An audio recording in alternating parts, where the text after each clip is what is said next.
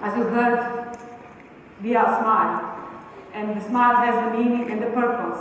Back in '96, immediately after the severe war, when people suffered huge consequences, psychological, due to human losses and traumas, we wanted to bring this smile to their faces.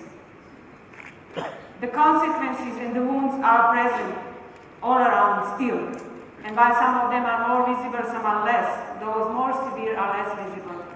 It has been much easier to raise funds to reconstruct the buildings and public institutions and facilities, but it remains a challenge to reconstruct, to rebuild the human lives, to help them to start to believe in changes, to have faith.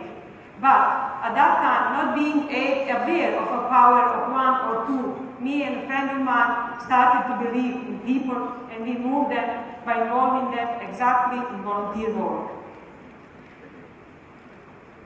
Our beneficiaries, final beneficiaries, are all people, all generations, all ethnic groups, because there are so many of them who cannot stand up for themselves.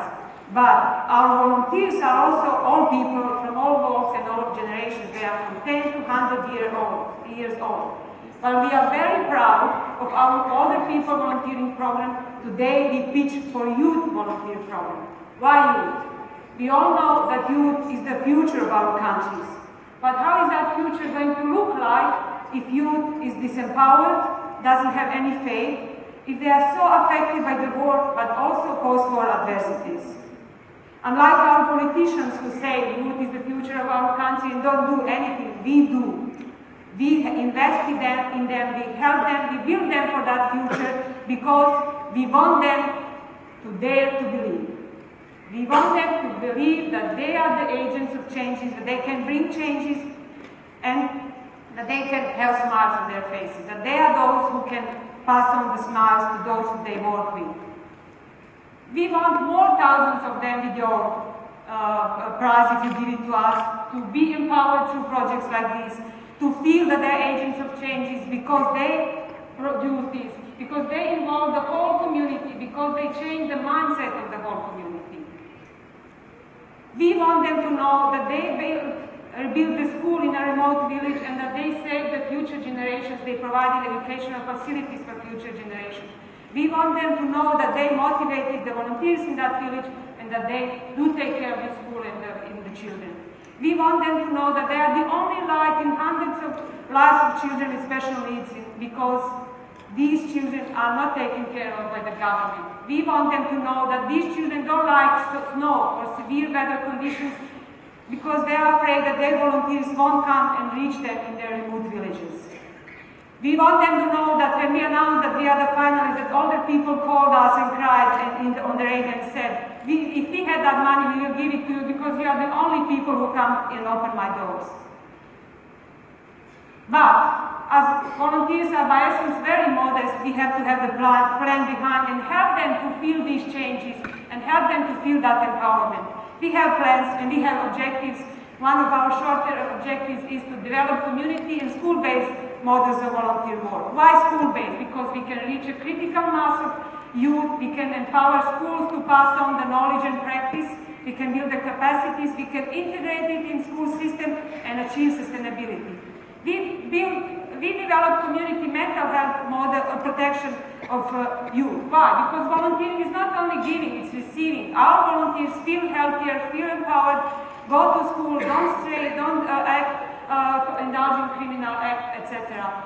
We want to cover the huge needs which are not covered by our governments and won't be covered for a long time.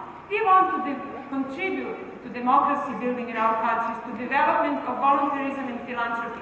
And we are proud to say that nowadays, after so many years, we are not alone in our country. There are more NGOs who started to believe in this, and that volunteer work is being appreciated and recognized.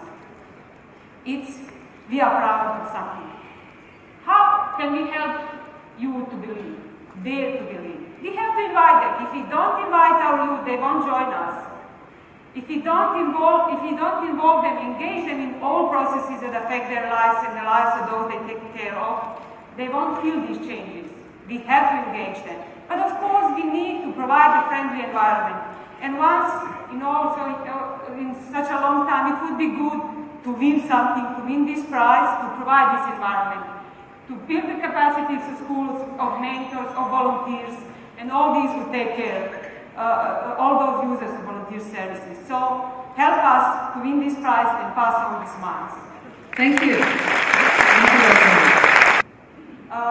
We are working closely with schools. We build the capacities of school workers, and they act then as mentors and organizers of volunteers work within schools and within communities. And we then work close as NGO, work closely with schools. And we recruit volunteers through schools, through NGOs, local communities, and we are those who connect them also with the users of their services.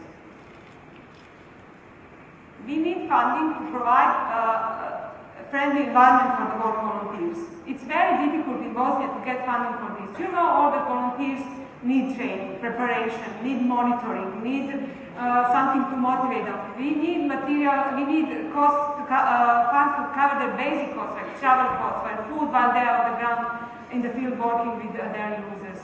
We need something to motivate them. We need material for work with our users. And it's very difficult to raise funds in the country, in Bosnia, for programs like this, which have widespread effects. You know, we are a small country, but actually in practice we are like 13 governments, 13 countries. We are divided into cantons and something. And while we reached in, let's say, 2-3 cantons some objectives, and we motivated so far more than 3,000 volunteers through schools, we have to move to other cantons. And how do we monitor? That's why we work with schools. We train people who closely work with volunteers, and those people work with us. They report to us. They regularly meet with volunteers, they meet with us. And that's how we can monitor the progress of the activities. Any other questions, Georgie? Okay, you're clear. Thank you. Thank you very much, Osmia.